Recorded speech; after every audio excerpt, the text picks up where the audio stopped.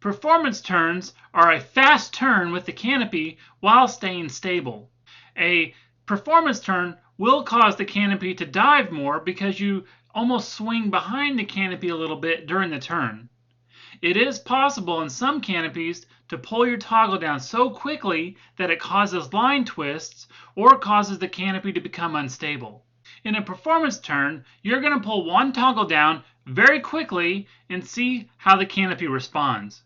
You're going to practice this at different speeds to see how fast you can pull down and still keep a stable canopy. And again, you will want to practice this maneuver up at higher altitudes. Canopies are more susceptible to turbulence during the entry of a turn or exiting a turn. For your canopy, it will be important to know how fast you can enter a turn and still stay stable under the canopy even though it's diving. Reverse turns are a quick change in the turn direction and can be a lot of fun. These are turns that you need to practice at higher altitudes, and there are some things to be aware of.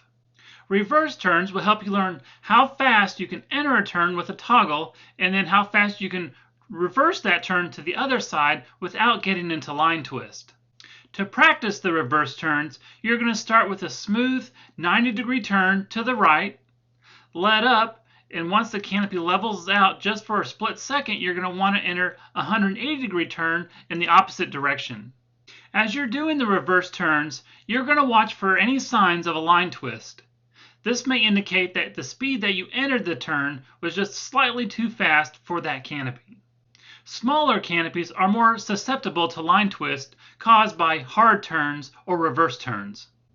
The goal of practicing performance turns and reverse turns is to learn the limits of the toggle input for your canopy. You're not actually wanting to get into line twist.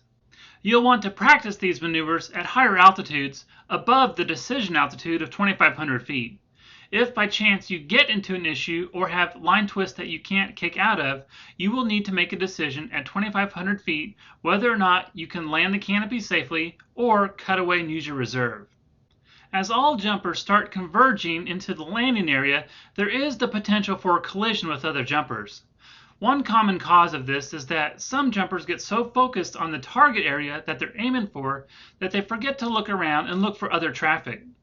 If you get into a situation where there is traffic, the lower jumper does have the right of way.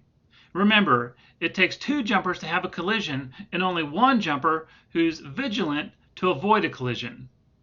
As you start jumping smaller or faster canopies, it requires more attention in the landing area and more attention to the traffic pattern.